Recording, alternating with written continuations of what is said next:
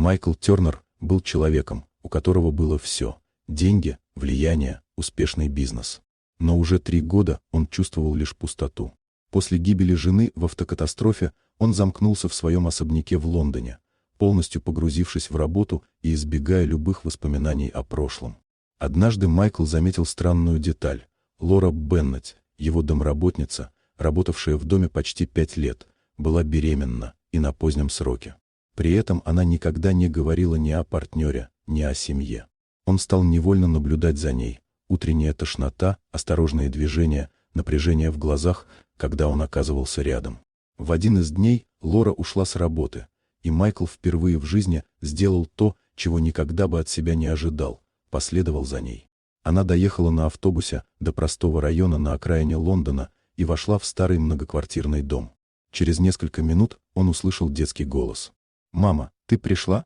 У Лоры был сын. Мальчик лет 4. Когда она открыла дверь и увидела Майкла, ее лицо побледнело. Квартира была маленькой, но уютной. Детские рисунки, игрушки, запах простой еды. Мальчика звали Дэниел. И в этот момент Майкл понял, ребенок удивительно похож на него самого. Лора рассказала правду.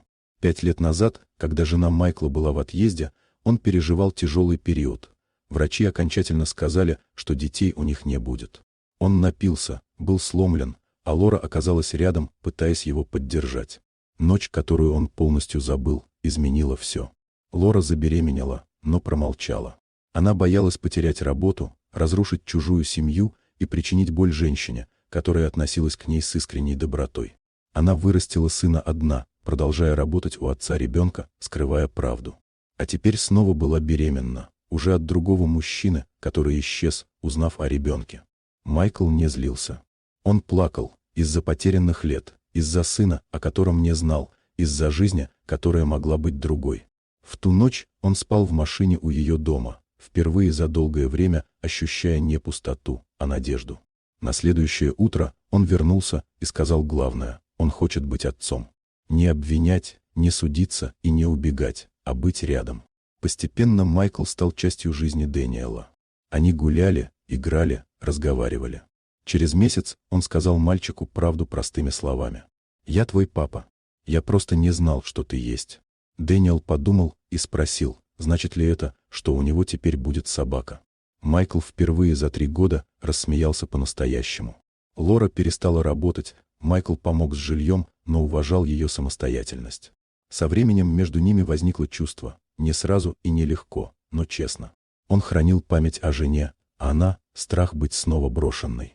Но любовь не спрашивает, вовремя ли она приходит.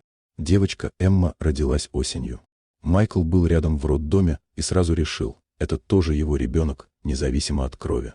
Позже они поженились, без показной роскоши, в кругу близких. Сегодня семья живет вместе. Дом, который когда-то был наполнен тишиной, стал домом смеха, детских голосов и жизни. Каждый год они навещают могилу первой жены Майкла. Он рассказывает ей, что наконец нашел смысл и стал тем человеком, каким она всегда хотела его видеть. Это история о том, что семья рождается не из ДНК, а из выбора. О том, что прощение возвращает будущее. И о том, что иногда, следуя за кем-то почти случайно, ты находишь путь к собственному спасению.